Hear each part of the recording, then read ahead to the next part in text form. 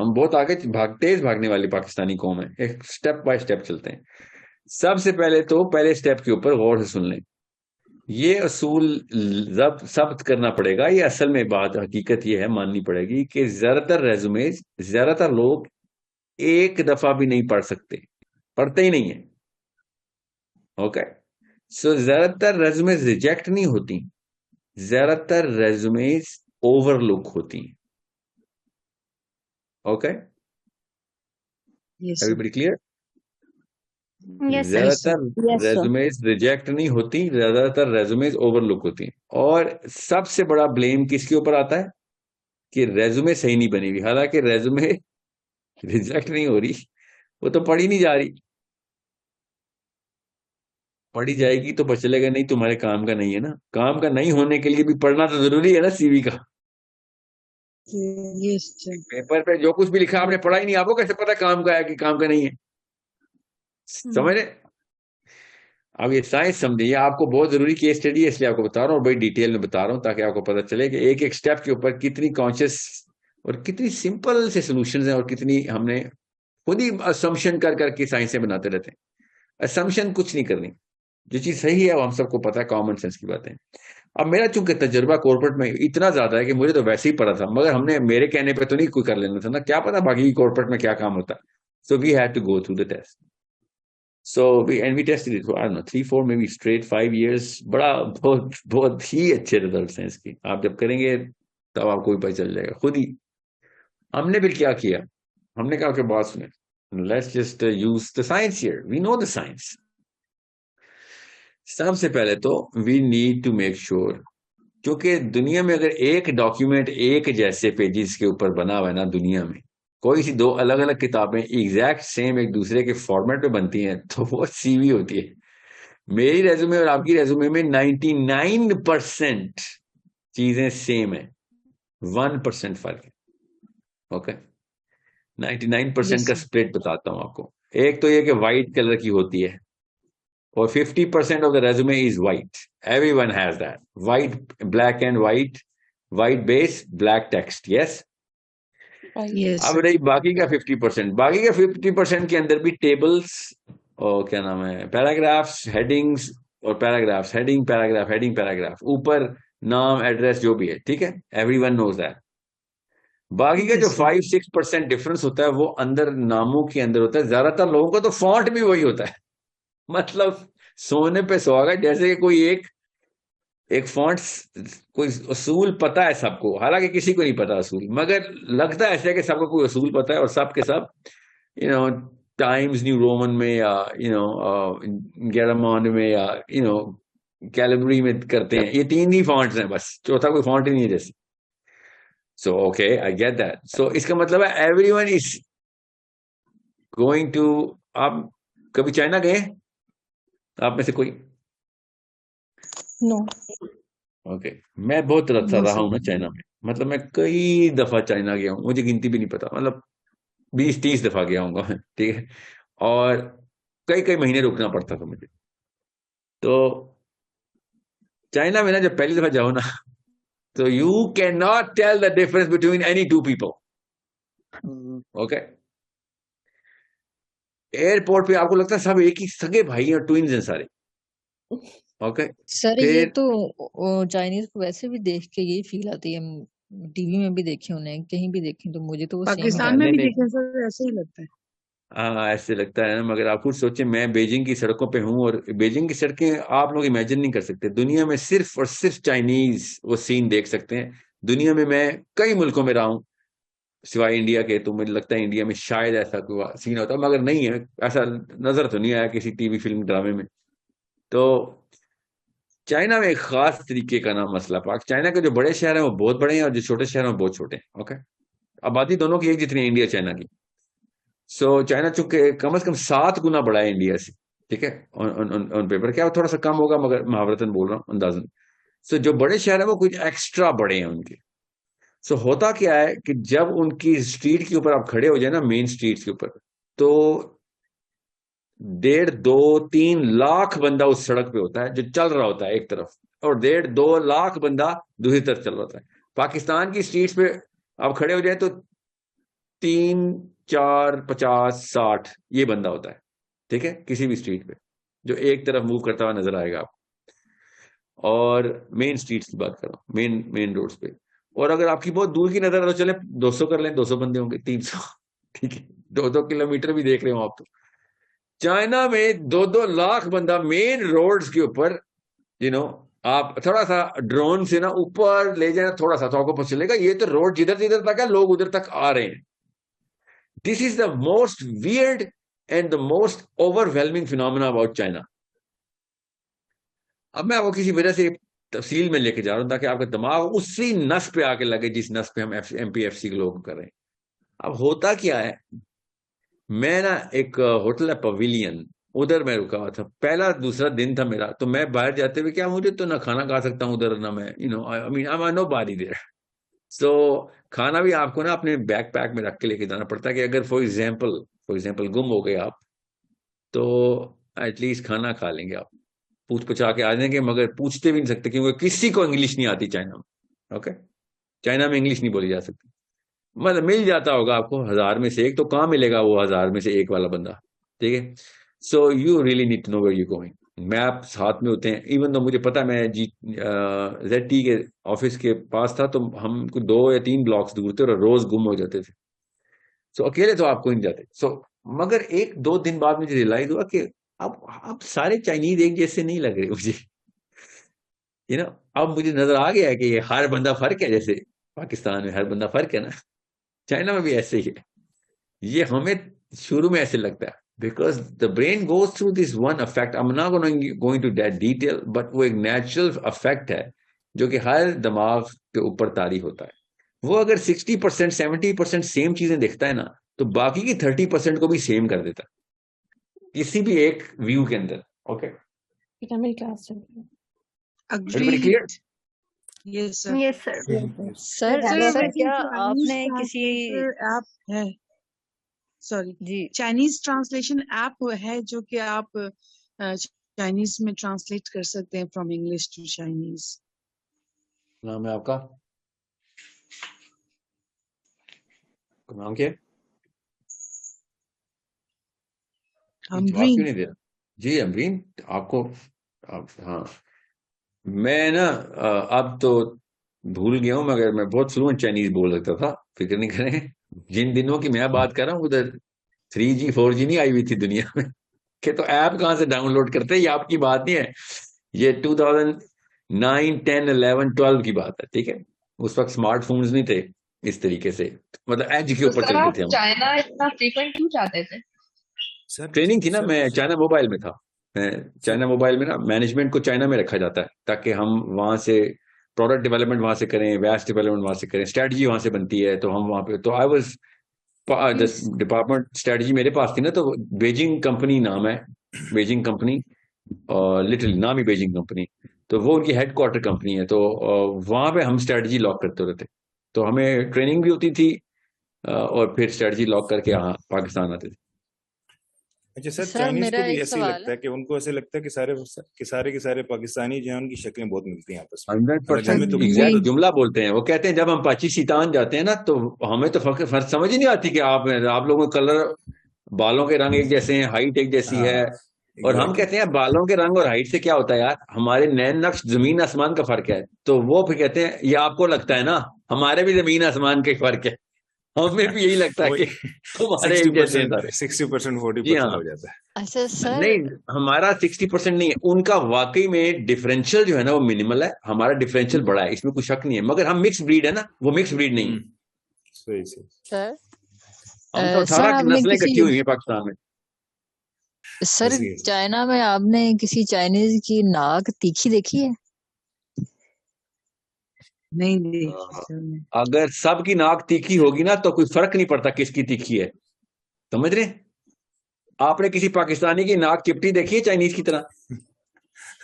بہت کم لوگوں کی ہوتی ہے. نہیں ہے ہی نہیں نا, ہماری نسل میں نہیں ہے. تو ہوتا کیا ہے, وہ بھی یہ کہتے ہیں سب کی ایک جیسی ناک ہے, ٹھیک ہے. یا کوئی چائنیز کی کلر کا کوئی پاکستانی دیکھا ہے؟ چائنیز کا ایک خاص کلر ہے, ٹھیک ہے, وہ گورا نہیں ہے, وہ ایک خاص کلر ہے. اس کلر کا کوئی پاکستانی دیکھا ہے کبھی؟ So you Right. need to سر تو کلر understand. کیا ہے پہلے یہ بتائیں گے چائنیز کا کلر کیا ہے؟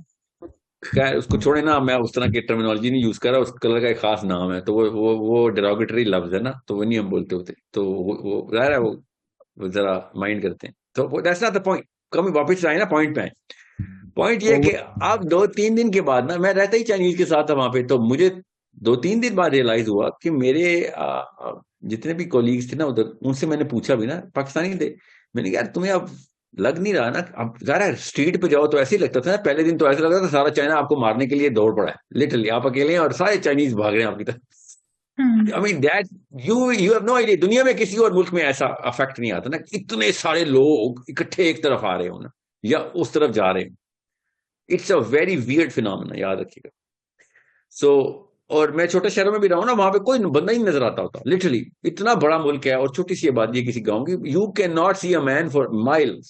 یہ چائنا کا یہ حال بھی ہے, ٹھیک ہے. یہ صرف بیجنگ, شنگھائی, چنگڈاؤ, گوانگڈونگ یا پھر نیچے ہانگ کانگ کے پاس, یہ ساری آبادی کے نا ایسٹ کوسٹ بہت ہیویلی ڈینس پاپولیشن ہے. 60% of all China leaves on the asset cost. Okay, so you need to understand how big China is. So what I'm saying is, اب واپس آئے نا, اسی وجہ سے آپ کو یہ ساری کہانی کو میں نے تفصیل سے بیان کیا. جب آپ کو فرق نظر آنا شروع ہوتا ہے نا چائنیز نین نقش کے اندر, تو پھر آپ کو پتہ چلتا ہے چائنیز تو بہت خوبصورت ریس ہے, you know, it's a very widely differential curves, ان کی آنکھوں کے فرق ہیں. اچھا بائی دا وے ان کا ایک فارمولا ہے, کورین, چائنیز اور جاپنیز کی آنکھوں کا نا ایک باقاعدہ فزیکل فارمولا ہے. سو ان کو بھی پتا, انہوں نے بھی مجھے بتایا کہ اگر آپ نے فرق کرنا ہو نا تو یو کین ٹیل کہ ہو از جاپنیز, ہو از کورین, ہو از چائنیز. تو یہ مجھے آتا ہے, تو وہ میں آپ کو کسی دن بتاؤں گا, کسی دن میری ویڈیو چل رہی ہوگی تو. So what I am seeing از, آپ کو نا پتہ چل جاتا ہے کہ اچھا آئندہ میں کنفیوز نہیں ہوگا. اب میں کبھی بھی نہیں کنفیوز ہوتا. ایک دو آپ کی سینس ڈیولپ ہو جائے نا, سائیکل چلاتے ہیں نا تو سینس ڈیولپ ہو جاتی ہے نا, تو پھر ساری عمر نہیں بھولتے. اس طرح آپ مجھے کبھی بھی چائنیز ایک جیسے نہیں لگتے, بیکاز آپ کے برین نے نا ایڈجسٹمنٹ کر لی ہے اس کی. سو بائی دا وے یہ افیکٹ آپ کو تبھی لگے گا جب میجر چہرے ایک جیسے ہوں گے. یہ میں نے کسی وجہ سے آپ کو مین روڈ کی ایگزامپل دی. وہ مین روڈ کی ایگزامپل اس لیے دی ہے بیکاز HR کا بندہ جب CV دیکھنے بیٹھتا ہے نا تو وہ چائنیز افیکٹ میں آ جاتا ہے. اس کو چائنا مین افیکٹ بولیں گے, ٹھیک ہے. سو چائنا افیکٹ, اس کو بیجنگ افیکٹ بولتے ہیں, ٹھیک ہے, تو بیجنگ افیکٹ. اب وہ بیجنگ میں بیٹھتا ہے, اس کے لیے ساری CV ایک جیسی ہوتی ہے. اس کو کیا پتا کس کا نام چنگ ڈاؤ ہے, کس کا جینگ پینگ ہے, تو کس کا جاؤ پینگ ہے, تو کس کا فین جن ہے. یہ اصلی نام بتا رہا ہوں چائنیز کی, ٹھیک ہے. تو you cannot tell, nobody reads, نام تک نہیں پڑھتے سوائے پاکستانی 2 نمبر HR لڑکے جو کہ اتنے شاطر ہیں کیونکہ وہ ڈھونڈ رہے ہوتے ہیں, لٹرلی وہ بیسیکلی خبیث لوگ ہوتے ہیں, وہ ڈھونڈ رہے ہوتے ہیں.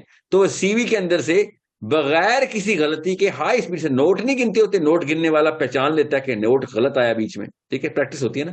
اس طرح HR کا پاکستانی جوان پہچان لیتا ہے کہ وہ تو CV لڑکی کی ہے, ٹھیک ہے, بس وہ لڑکی کا نام نکال لیں. That's something which is based on skill.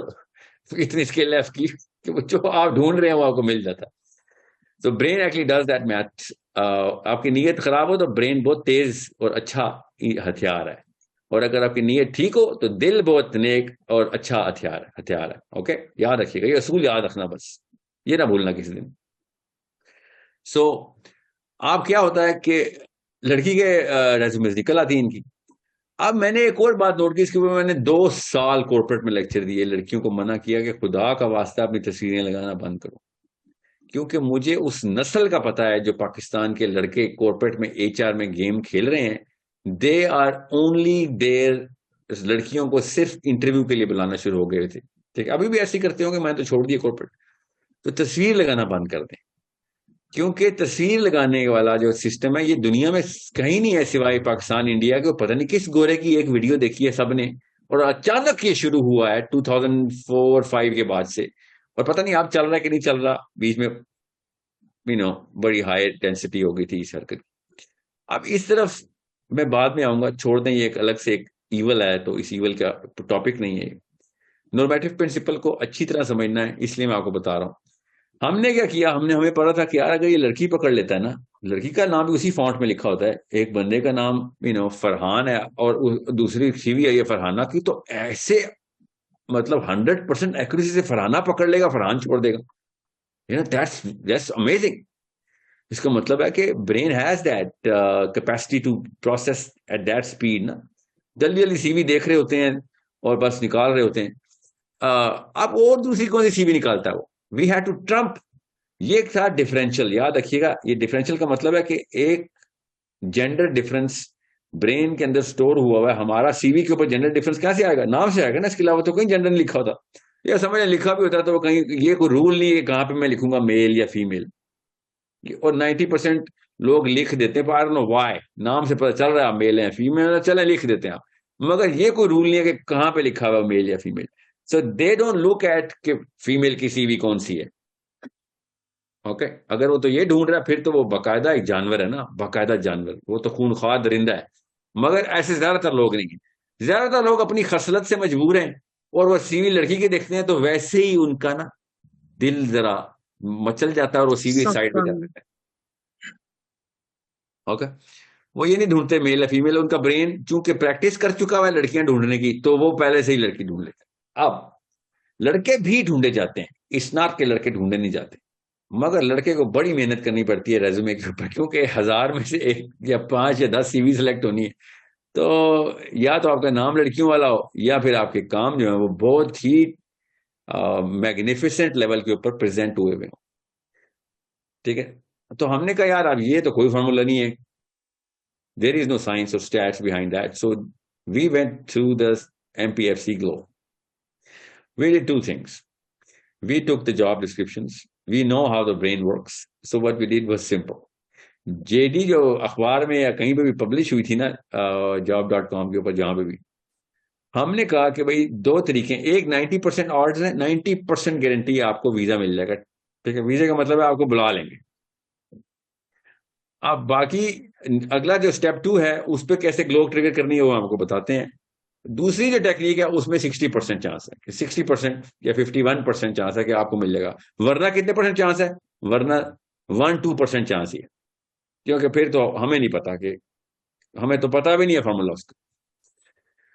So we tested the numbers and we actually did a lot of. ہم نے اسلام آباد کے ڈریم لینڈ ہوٹل میں ایک ورک شاپ کی باقاعدہ, ٹھیک ہے, اور لٹل جاب فیئر کے نام پہ, اور اصل میں بھی جاب فیئر تھا, ہمیں جاب چاہیے بھی تھی ہمیں, مگر 13 جابس چاہیے تھی. ہم نے لٹرلی 100 انٹرنشپ اسپانسر کروائیں تاکہ ہمارا بورڈ ذرا بڑا ہو جائے, زیادہ تر ایج والے لوگ آ جائیں. اور اس وقت آئی تھنک 9,000 یا 10,000 اسٹائپنڈ تھا. ہم نے اس کو 50% آف کرایا کہ یار چلو ٹیکنیکل ٹریننگ فری کر دیتے ہیں, ہم اسپانسر کر دیتے ہیں, بس پیسے کم, کیونکہ ہم نے دینے تھے نا وہ پیسے تو, but we did pay four that internship.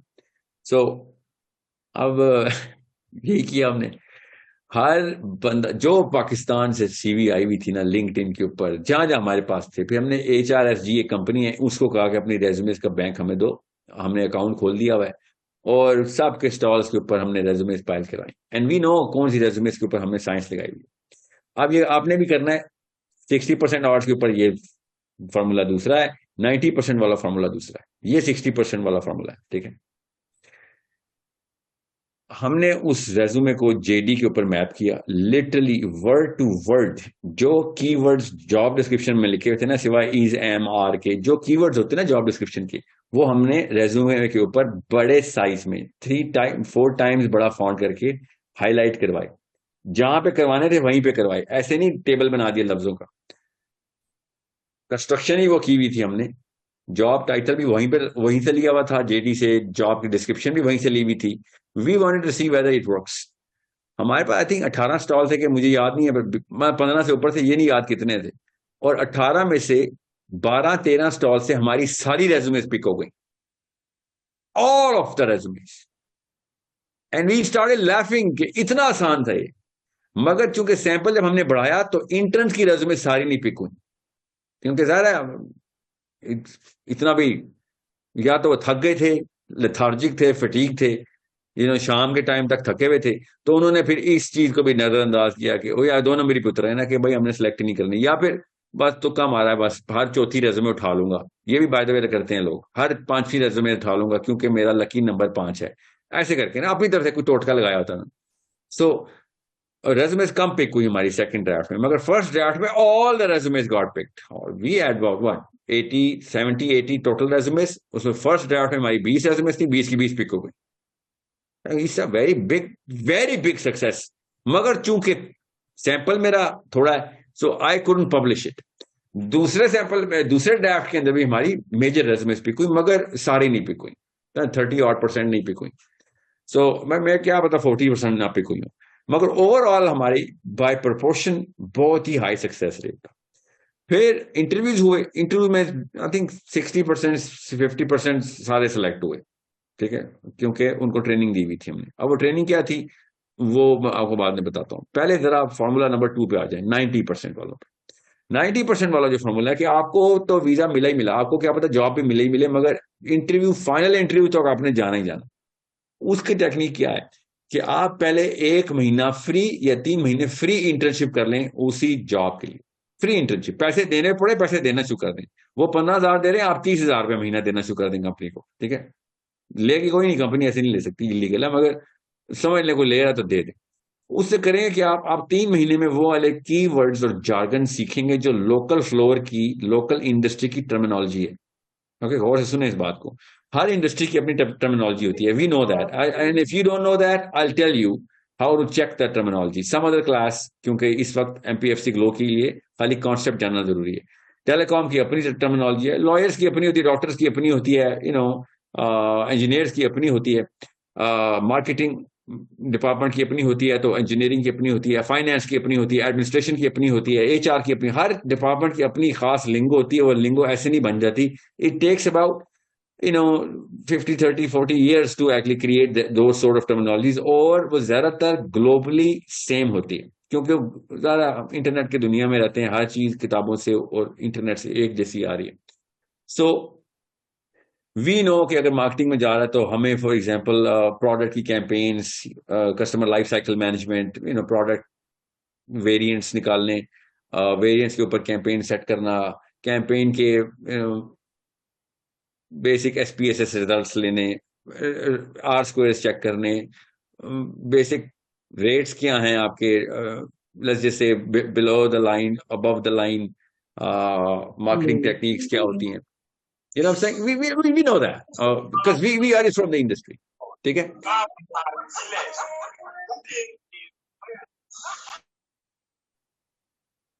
کیسے میوٹ کرتے ہیں؟ اچھا، ابھی تک ایک والنٹیئر میرے ساتھ رہے تاکہ مجھے پتہ چلے آواز آ رہی ہے سب کو. یس سر. یس سر. اوکے، آپ سائیکالوجی سمجھیں. Okay, this is an emotional intelligence class. غور سے سمجھیں. سرجیکل، یہ سائیکولوجیکل وارفیئر ہو رہا ہے، لٹرلی سائیکولوجیکل وارفیئر کے اندر ہی آتا ہے. So what do we do? What did we do? Okay, آپ کو مارکیٹنگ سے سمجھ آ گیا ٹرمینالوجیز، لنگوز کیا ہوتی ہیں، کی ورڈز کیا ہوتے ہیں. بالکل اسی طریقے سے آپ HR میں چلے جائیں تو ہیومن کیپٹل ایک ہی طریقے سے ہرڈ کیا جاتا ہے. ٹھیک ہے، KPIs کیا ہیں، پرفارمنس میٹرکس کے پرفارمنس مینجمنٹ سسٹمز کیا ہیں، بیسک اپریزل سسٹم کے اندر کون کون سی اسکل، کون سی کمپیٹنسیز لاک ہوتی ہیں، پے رولز کیا ہیں، بریکٹس کیا ہیں، سلیشز کیا ہیں، تھریش ہولڈز کیا ہیں، job roles, job descriptions. We all know all of those lingo that actually HR کا بندہ ہی بولتا ہے، اور اس کے علاوہ اس کمپنی میں کوئی اور ڈپارٹمنٹ نہیں بولتا. حالانکہ اس کمپنی میں سارے ڈپارٹمنٹ سمجھتے ہیں، but we don't get to use them, right? So HR کا بندہ جب اپنے سبورڈینیٹ سے بات کرتا ہے اور انجینئرنگ میں اسی کمپنی کا بندہ اپنے سبورڈینیٹ سے بات کرتا ہے، تو دونوں ٹوٹلی ڈفرینٹ لنگوں میں بات کرتے ہیں، بات ایک ہی کر رہے ہوتے ہیں. So we know how language creates certain slang uses certain keywords become certain hashtags. We know that.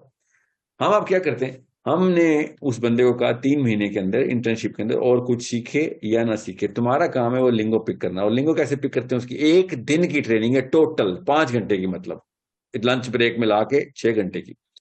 So running T لے لیں تو صرف 6 گھنٹے، اور اگر ٹی بریک بھی کر دیں تو 7 گھنٹے ٹوٹل. اس کے بعد آپ کو انٹرنشپ کے سرٹیفکیشن لیں جا کے، جو بے شک نہیں بھی ملتی خیر ہے، آپ ری اپلائی کریں اس جاب کے اوپر جو اسی ڈپارٹمنٹ میں ہے، تو آپ کو اپنے پے گریڈ سے بھی اوپر کی 2 جاب کی اپلیکیشن جاب کرنی آ جائے گی. اب وہ آپ کی کمپٹنس ہے کہ نہیں ہے وہ ایک الگ کہانی ہے، جاب مل سکتی ہے آپ کو, یہ ایکسپیریمنٹ ہو رہا ہے. ہم نے پھر یہ ایکسپیریمنٹ ایک دفعہ سکسیسفلی رن کر سکے, دوسری دفعہ ہم کر بھی نہیں سکے, کیونکہ ایک تو پہلی بات تو ہے کہ ریسورسز بڑی کم ملی. ایک دفعہ سکسیسفلی بڑا اچھا سیمپل بھی رن کیا ہم نے نرس میں سے, اور بیریئر یونیورسٹی کے بچے پکڑے, اور چونکہ وہ پہلے ہی انٹرنشپ کے لیے آئے تھے, ایسے تو کہ اسی جاب کے لیے اپلائی کرنا ہے تو تمہیں صرف ایک ہی ٹاسک دے رہے ہیں, تم یہ لنگو پکڑو. اور ہم نے 2 الگ الگ ڈپارٹمنٹس میں, زونگ میں, ٹیلینور میں, اور آئی تھنک یہ جو لکی سیمنٹ ہے, کیا نام ہے اس کا, لکی سیمنٹ ہے کوئی پاکستان میں, لفارج کمپنی کی جو ہے, ہاں بس ادھر, اور ایک ہو جہاں میرے دوست ہیں نا HR والے, بیسٹ وے نام ہے, بالکل بیسٹ وے سیمنٹ ہے, F7 میں جو ہے, F8 میں علی میڈیکل کے ساتھ, ٹھیک ہے. سو یہ 3 یا 4 کمپنی جہاں ہمارے HR کے لنکس ہیں, ہم نے ان کو کہا کہ ان بچوں کو ہرٹ کروانا ہے. ہم نے ہرٹ کا مطلب ہے کہ ان کو پارٹ آف دا فلاک بناؤ, انٹرویو میں نہیں پاس ہوتے, نہ ہو گئے تو کیا بات ہے. And all of them yet again made it through the last interviews. Most of them made it through the interviews. زیادہ تر لوگوں کو جاب جس پہ اپلائی کیا تھا اس سے کم گریڈ میں ڈالا گیا, بیکاز ظاہر ہے بچہ 1-2 دن میں میچور تو نہیں ہو سکا, نروس ہو کے اس نے یہ بتا دیا کہ میں شارٹ کٹ سیکھا ہوں مگر اصل میں اتنے پانی میں نہیں ہوں. But at least they got the job, which was a huge success. So what did they do? We took the resume, step 1 وہی والا کیا, اسی کے وہی کی ورڈ لکھے جو جاب ڈسکرپشن میں تھے. HR نے پک کیا, HR نے کن بیسس پہ پک کیا, JD کے اوپر؟ نو, بالکل بھی نہیں. HR کو JD آتی تھی, HR کو وہ لنگو لیکن آتی تھی جس لنگو پہ وہ دفتر میں مارکیٹنگ کے, انجینئرنگ کے, یا سول کے, یا لیگل کے ٹرمینالوجی سنتا تھا, کیونکہ HR is the only central department in most companies جو ہر لنگو کو سمجھتا جانتا ہے. کام نہیں کر سکتا مگر لنگو آتی. تو ہم نے جب وہ لنگو لکھی نا تو اس نے وہ پک کیا کہ یار یہ تو کون ہے, یہ تو کمپٹیٹ ہے. نو بالکل بھی نہیں, یہ تو میرے ٹرائب کا بندہ ہے, یہ ہماری کمپنی کا بندہ ہے. ہی ڈidn't even know کہ اس کا دماغ یہ بول رہا ہے. اس نے پک کیا اور اس کے بعد اس نے اس کو فرسٹ انٹرویو کو بلا لیا. اور HR والوں سے پوچھا ہم نے کہ یہ والے ریزیومز کیوں پک کی, انہوں نے ایک ہی جملہ بولا, وہ الگ الگ لفظ سے میں آپ کو ٹرانسلیٹ کر رہا ہوں کہ دس resume had a lot of meat. This resume had a lot of meat. Really meat, اس کا مطلب پتا کیا؟ تجھے تو پتا بھی نہیں ہے, تو HR میں ہے, تجھے کیا مارکیٹنگ کی کمپیٹنس کیا ہوتی. یہ تو مارکیٹنگ کا بندہ بتائے گا if this resume has a lot of meat or not. HR کے بندے کو کیا پتا انجینئرنگ میں کیا یا آپ سب لوگ میرے ساتھ نارمل یونیورسٹی کے بچوں کو بھیجتے فار ایگزامپل جو نرس یا بہیا نہیں ہے, تو پھر بھی سیم رسپانس آتا. ایون نرس کا بھی وہ اچھا رسپانس نہیں رہا. مجھے یہی تو مسئلہ آ رہا ہے, یہ پکا میوٹ کرنا پڑے گا, اور پکا میوٹ کروں گا تو والنٹیئرز کو بھی میوٹ کرنا پڑ جائے گا. دس از ناٹ گڈ. جی آپ بتائیں کیا کوشچن ہے. جی سر, میں پوچھ رہی تھی کہ اگر آپ نارمل یونیورسٹیز لیتے جو اتنی نہیں ہے ہائی فائی جیسے نسٹر اور یہ ٹاپ یونیورسٹیز, تب بھی سیم رسپانس آتا اگر ہم یہی والا فارمولا یوز کرتے تو؟ اچھا ایک بات میں آپ کو بڑی عجیب اور بڑی بری کرنے لگا ہوں, اور سمجھے گا اس کے بعد برا مت فیل کیجیے گا, ڈی موٹیویٹ مت ہو جائے گا. اصل میں یونیورسٹی اچھی ہے بری نہیں ہوتی, یاد رکھیے گا. یہ بھی ایک ایموشنل انٹیلیجنس میں کیس اسٹڈی مجھ سے مست کروانی ہے, مگر ابھی نہیں, جب ہم سائیکالوجی کے اندر سیروٹونن پورا کر چکے ہوں گے, اور پھر آپ نے یہ کروانی ہے, کیونکہ یہ ریلیونٹ بات ہے اور یہ کبھی بھی مجھ سے ہوئی نہیں ہے, بیکاز کسی نے پوچھا نہیں ہے اس طرح کا سوال. زیادہ تر جو یونیورسٹیز ہے نا بڑی, جو کہ ریناؤنڈ ہیں دنیا میں بھی, پاکستان میں بھی, جو اپنی اپنی جگہ پہ ہوتی ہے, ہر ملک کی اپنی ہوتی, زیادہ تر لوگ ادھر سے ہی سکسیسفل ہوں گے, یاد رکھیے گا. اوکے, موسٹ پروبیبلٹی کی کرو. اس لیے نہیں کہ وہ یونیورسٹی میں پیسے زیادہ دیتے ہیں امیروں کو بچے, یاد رکھیے گا, اس کے پیچھے سائنس ہے. نسٹ میں جانے کے لیے پیسے بھی زیادہ چاہیے ہوتے ہیں, اس میں کوئی شک ہی نہیں ہے, مگر پیسوں کی وجہ سے جو لوگ اپلائی کرتے ہیں نا ان کا بیس IQ 10-12 پوائنٹ ڈفرنس میں ہوتا ہے کمپیئر ٹو ادر یونیورسٹیز, جو کہ حالانکہ ان کے پاس پیسے ہو بھی مگر وہ ادھر اپلائی نہیں کرتے. اوکے, سو لمز کا بچہ ہمیشہ اوور ٹیک کرے گا باقی کی یونیورسٹیز کو, اس لیے نہیں کہ وہ لمز کا ہے تو اس پہ محنت بہت ہوئی, نو, اس کا بیس IQ ہی زیادہ تھا شروع سے. اس بات کا تو یہ مطلب ہے کہ یونیورسٹیز جو ہیں وہ انسانوں کو نہیں بنا رہی, بلکہ انسان کی جو پوری زندگی ہے اپنے پیرنٹس کے ساتھ اور جس بھی انوائرمنٹ میں بڑا ہوا ہے اس نے اس کو وہ بنا دیا ہے, اب وہ اپنے آپ کو پالش کر رہا ہے. سر اس کا مطلب یہ ایک ڈوپامین ٹیگ لگا ہوا ہے اس یونیورسٹی کے اوپر جو کہ انہیں بچوں کو کھینچ رہا ہے جو کہ ہائی آئی سیروٹونن ٹیگ ہے ڈوپامین. سیروٹونن ٹیگ. جی اب چونکہ ڈوپامین بھی ہے مگر سیروٹونن کی وجہ سے آتا ہی ہائرارکی کے اوپر کا بندہ ہے ادھر, چونکہ وہ پہلے ہی ہائرارکی کے اوپر کا ہے تو وہ ویسے بھی اس نے اوپر ہی ہونا تھا. لمبس didn't do much. Okay sir اس میں لیکن ایک لائک ایک آپ کی جو اٹیچمنٹ ہوتی ہے, لیٹ سے کہ اگر ایک انجینئرنگ یونیورسٹی ہے جو 70 ایئرس یا 60 ایئرس سے انجینئرس پروڈیوس کر رہی ہے, تو موسٹلی جو ہائرنگ ڈپارٹمنٹ میں آپ کے بیسیکلی ہائی لیول کے اوپر اسی یونیورسٹی کے ہوتے ہیں. تو جب وہ دیکھتے ہیں کہ ایک بندہ ان کی یونیورسٹی سے آ رہا ہے تو اس کے ساتھ ایک کنیکشن فارم نہیں ہوا ہوا ہوتا کہ وہ اس وجہ سے شاید کرتا ہو. ایک تو صحیح ہو گیا کہ آپ نے بتا دیا کہ ایک کہ بیس آئی کیو زیادہ ہوتا ہے, لیکن دوسرا جو یہ ریلیشن فارم ہو جاتا ہے آپ کا جب آپ کے پاس کوئی سی وی آتی ہے, کوئی بندہ آتا ہے کو انڈاؤمنٹ افیکٹ بولتے ہیں. انڈاؤمنٹ افیکٹ گوگل کریں ذرا, آپ میں سے کوئی اور انڈاؤمنٹ افیکٹ پڑھیں ذرا, پھر دیکھیں میں کیمسٹری کا. آپ نے سیروٹونن کور کیا ہوا ہے؟ یس سر. جی یس. ابھی یہ بھائی کا سوال کا نام کیا سر؟ عمار. سر عمار. اچھا, یو ای ٹی کا کلب ہے, ہر کمپنی میں اپنا اپنا کلب ہے, ٹھیک ہے. انجینئرنگ فرمز میں یو ای ٹی اپنا کلب بناتی ہے, جا کے یاد رکھیے گا. کارپوریٹ میں لمس کا اپنا کلب ہے, ٹھیک ہے. ایل ایس سی کا کلب ہے. اوکے, یاد رکھیے. کلب کا مطلب یہ نہیں ہوتا کہ ان کو کلب کی کوئی ریچول اور لال رنگ کی ٹوپی پہن کے آتے ہیں. They just get their own university mates in side. Okay, بغیر جانے پہچانے, بس لمس کا ٹیگ ہے, اس کو سپورٹ کرے گا.